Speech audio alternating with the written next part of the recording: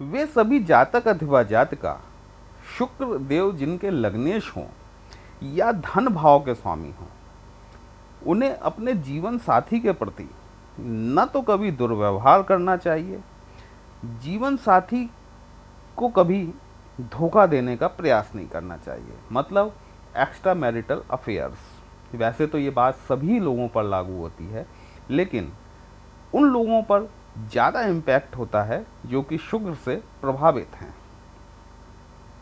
क्योंकि शुक्र आप जैसा कि जानते हैं धन, विलास, भोग, ऐश्वर्य, वैभव इत्यादि के स्वामी होते हैं।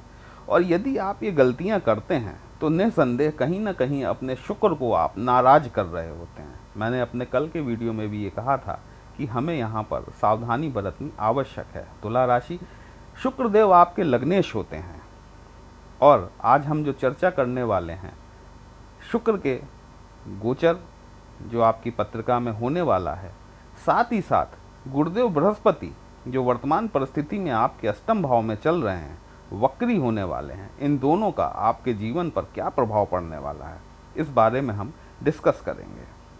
नमस्कार दोस्तों, कैसे हैं आप सभी। मैं आपका ज्योतिष मित्र श्लोक वर्मा आपके अपने चैनल श्री हनुमंत कृपा में आपका हार्दिक स्वागत करता हूं, अभिनंदन करता हूं।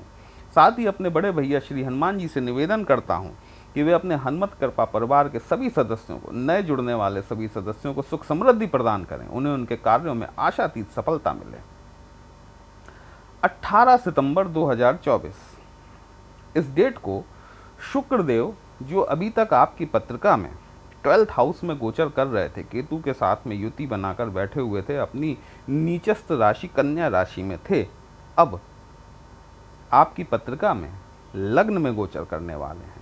और जब लग्नेश स्वयं लग्न में आ जाए, वो भी शुक्र जैसा ग्रह, तो फिर आपकी बल्ले बल्ले होना स्वाभाविक है।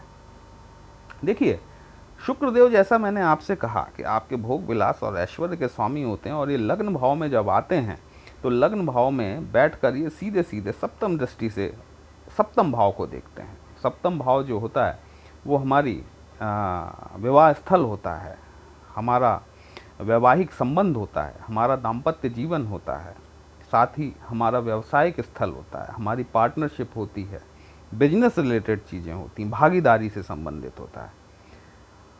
और शुक्रदेव जब लग्न में आएंगे तो वे सभी जातक अथवा जातिका जो अभी तक अपने विवाह के लिए प्रतीक्षारत थे, निसंदेह उन्हें खुशखबरी सुनने को अवश्य मिल सकती है।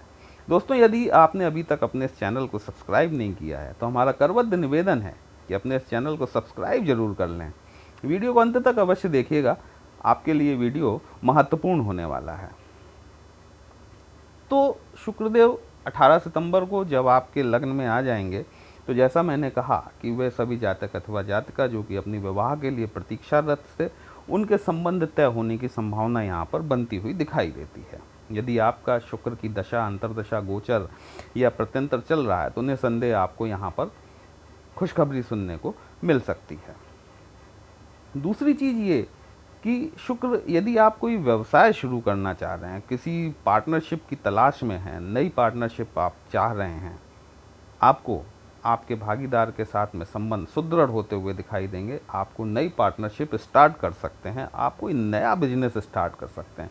खासकर वे लोग जो कि मीडिया से रिलेटेड हैं, मान लीजिए वो यूट्यूबर हैं, इंस्टाग्राम पे हैं, फेसबुक पे हैं, सोशल मीडिया से रिलेटेड हैं, मॉडल्स हैं, फिल्म इंडस्ट्री से रिलेटेड हैं। खासकर शुक्र वाले जो लोग होते हैं ना, वो होटल व्यवसाय से या इन चीज़ों से, जहाँ पर उन्हें एक लग्जरियस चीज़ जो कि उन्हें लोगों के सामने प्रेजेंट करनी होती है, उससे ज़्यादा रिलेटेड होते हैं। और ये गोचर जो है ना दोस्तों, ये 25 दिन का जो ट्रांजिट रहेगा, ये आपके लिए बहुत ज़्यादा शुभ फलदायक है। अब हम बात करते हैं गुरुदेव बृहस्पति की, जो कि आपके अष्टम भाव में बैठे हुए हैं। आप जानते हैं अष्टम भाव शुभ नहीं होता। कहीं ना कहीं से अष्टम भाव के दुष्परिणाम आप लोगों को अवश्य झेलने को मिल रहे होंगे।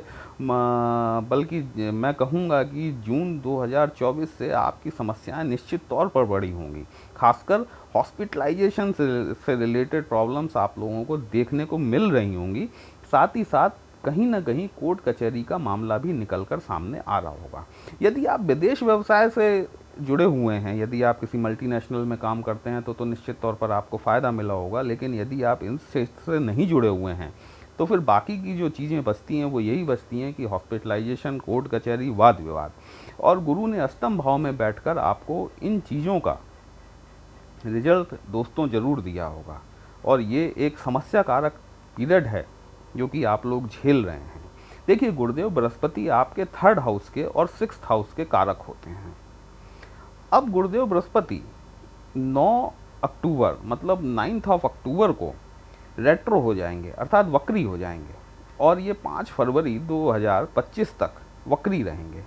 और गुरुदेव बृहस्पति वापस चंद्रमा के नक्षत्र रोहिणी नक्षत्र में आ जाएंगे, सॉरी रेवती में आ जाएंगे, है ना। तो यदि आपकी पत्रिका में चंद्रमा जो है वो बाधक अथवा मारक नहीं है तो यहाँ पर आपको गुरुदेव बृहस्पति के शुभ परिणाम देखने को मिलेंगे। क्योंकि जब गुरुदेव बृहस्पति वक्री होंगे तो ये आपको सप्तम भाव के रिजल्ट्स भी देना शुरू करेंगे।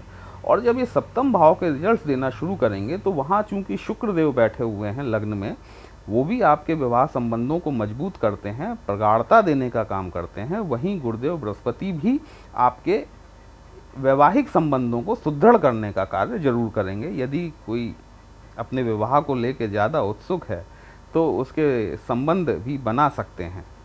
और यहाँ पर गुरुदेव बृहस्पति की जो दृष्टियाँ हैं, देखिए दृष्टियाँ तो वही रहेंगी लेकिन उनमें चूंकि सप्तम भाव के रिजल्ट्स देंगे तो अपनी पंचम दृष्टि से आपके एकादश भाव को देखेंगे, अर्थात आपके लाभ भाव को।